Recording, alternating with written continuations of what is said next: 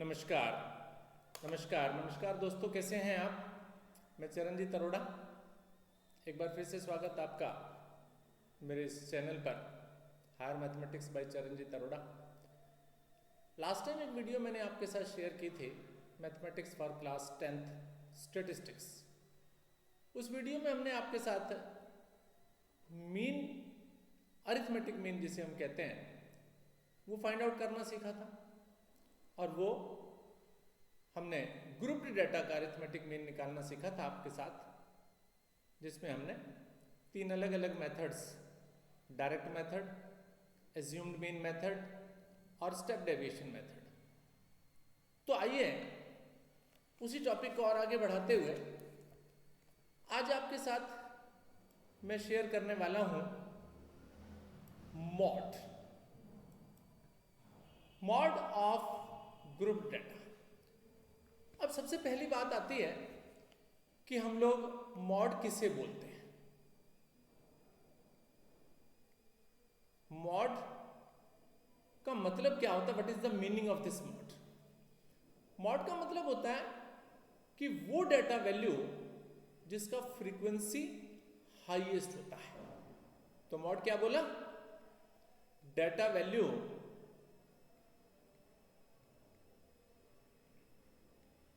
whose frequency is highest। जिसकी frequency सबसे ज्यादा हो।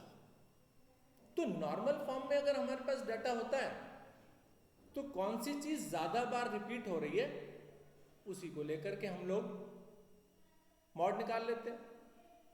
ठीक है, मॉडल वैल्यू निकाल लेते हैं। लेकिन अगर हम बात करें ग्रुप्ड डेटा के केस में, जिसमें हमारे पास क्लास इंटरवल्स होंगे, हमारे पास फ्रीक्वेंसी होगी, तो ऐसी सिचुएशन के लिए हम क्या फॉर्मूला यूज करते हैं, क्या फॉर्मूले का यूज करके हम लोग मॉड वैल्यू निकालते हैं। तो देखते हैं, उस फॉर्मूले को डिस्कशन करता हूं मैं पहले आपके साथ। तो यहां मैं फॉर्मूले को आपके सामने मेंशन कर रहा हूं कि अगर आपको ग्रुप डेटा का मॉड निकालना है तो उसके लिए आपको क्या फॉर्मूला यूज करना है। तो फॉर्मूला मेरे पास है L, अभी बताऊंगा कौन सी चीज क्या क्या है, plus F1 minus F0 upon में twice of F1 minus F0 minus F2 और इनटू में H। ठीक है, अगर आप इसको ब्रेसेस में ब्रैकेट के अंदर रख लें तो और बढ़िया हो जाएगा ये। ठीक है, तो आइए अब समझते हैं कि ये जो सिंबल्स हमने यहां पर आपके सामने लिखे, किसका क्या क्या मीनिंग है। देखिए, जब भी आपके पास ग्रुप्ड डेटा का मॉड निकालने के लिए आता है तो सबसे पहले तो आपको हाईएस्ट फ्रीक्वेंसी को देख करके एक क्लास चूज करनी होती है जिसकी फ्रीक्वेंसी सबसे ज्यादा होती है। तो हाईएस्ट फ्रीक्वेंसी वाली क्लास जो होगी उसे हम कहेंगे model class. That class is called the model class, हम उसको नाम दे देंगे। तो सबसे पहले आप क्या चूज करेंगे? That model class. ठीक है, तो मॉडल क्लास कौन सी होगी? जिसकी हाईएस्ट फ्रीक्वेंसी होगी, जिसका हाईएस्ट फ्रीक्वेंसी होगा, that class is the model class. ठीक है, अब उस मॉडल क्लास की जो लोअर लिमिट होगी उसको हम L बोल रहे हैं। L is the lower limit of model class.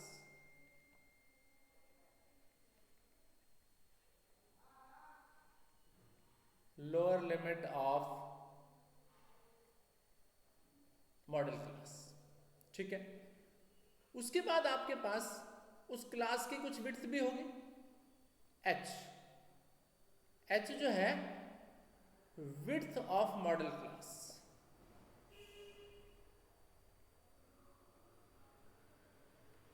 ठीक है।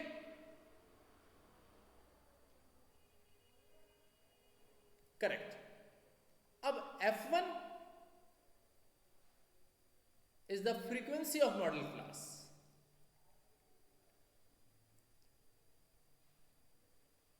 Frequency of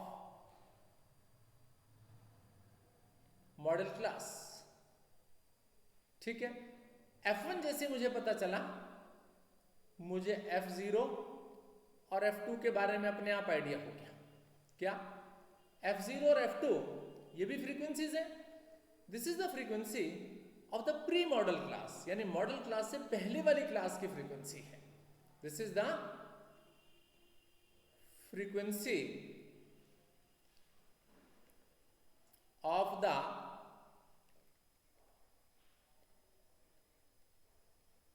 class which is previous to the model class. समझ गए होंगे। और ये frequency of the class which is the post. Post का मतलब बाद वाली, या प्रीसीडिंग और सक्सीडिंग भी कह सकते हैं आप इसको, ठीक है। ये प्रीसीडिंग हो गया और ये सक्सीडिंग। सक्सीडिंग का मतलब आगे वाली, ठीक है। बिल्कुल समझ में आ गया फॉर्मूला। तो अब ये फॉर्मूला हमने यूज करना है। तो आइए देखिए किस तरीके से हम इस फॉर्मूले को यूज करते हैं। एक प्रॉब्लम सॉल्व कर लेते हैं और आसानी से ये फॉर्मूला हमें यूज करना आ जाएगा। Is it fine? ठीक। तो आइए देखते हैं। ये है क्वेश्चन मेरे सामने। ये क्लास इंटरवल्स मुझे गिवन है 10 to 25, 25 to 40, 45 to 55, 55 to 70, 70 to 85 and 85 to 100। और उनकी फ्रीक्वेंसीज भी मुझे गिवन है। और क्या बोला गया? Find the mod for this data. Find the mod for the above data.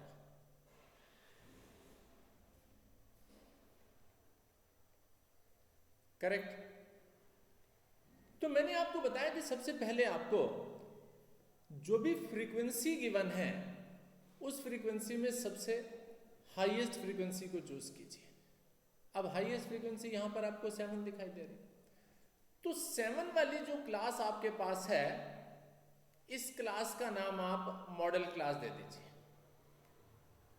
ये जो 40 to 45 वाली क्लास है, this class is considered as the model class,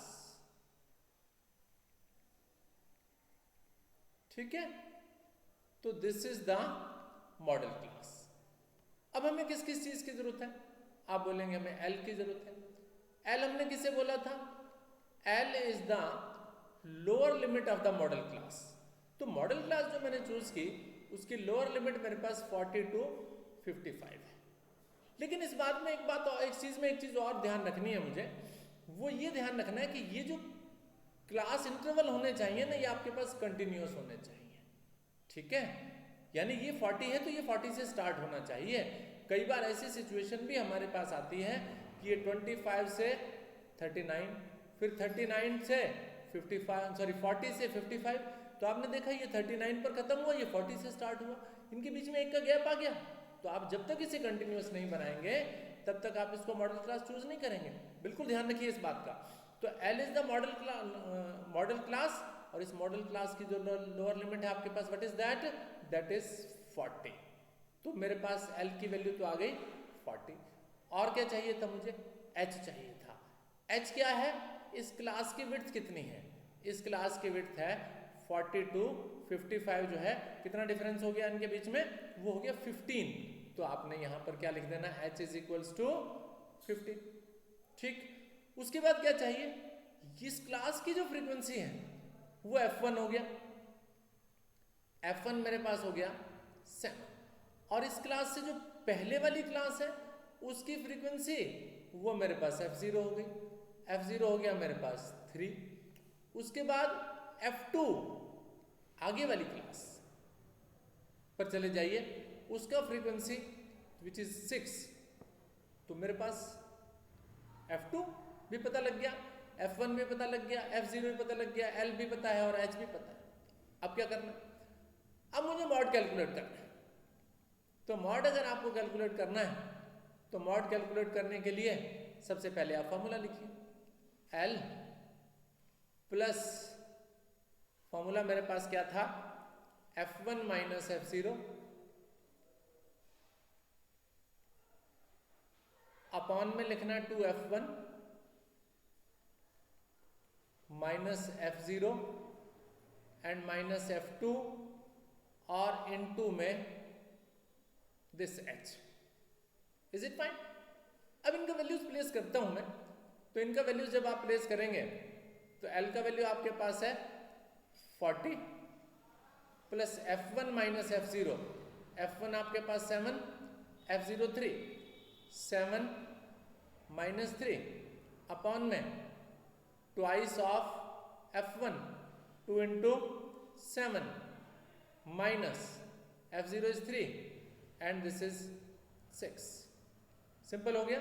और इनटू में H विच इज 50 सब्स्टिट्यूट कर दिया। अब इसका कैलकुलेशन करेंगे तो 40 यहाँ आपके पास 7 में से 3 माइनस हो गया 4, यहाँ पर आ गया 14 में से 9 माइनस हो गया, 14 में से 9 माइनस हो गया तो कितना आ गया 5 इंटू 15। ठीक है, अब इसको इससे कैंसिल कर दो, कितना आ गया 3, तो ये आ गया 40 प्लस 12 है, दिस इज 40 और ये 5 कैंसिल हो गया 3 से, तो 4 इंटू 3 दैट इज 12 और दैट गिव्स मी 52। तो सिंपल है ना, मॉड कैलकुलेट करना बिल्कुल आसान है और इजी क्वेश्चन है ये, एग्जामिनेशन पॉइंट ऑफ व्यू से इंपॉर्टेंट भी हो सकता है। ठीक है, तो आपको कई बार एग्जाम के अंदर ये निकालना भी आ जाया करता है, तो आपको बिल्कुल आराम से करना है, डिफिकल्ट बिल्कुल नहीं है ये चैप्टर और ना ही आपने इसको ज़्यादा डिफिकल्ट बनाना है अपने लिए। ठीक है बच्चों, ठीक है बच्चों, तो इस वीडियो को आप अच्छे से देखिए और मॉड कैलकुलेट करने की कोशिश कीजिए, कुछ और प्रॉब्लम्स भी इस पर आप कीजिए। Thank you very much for watching this video.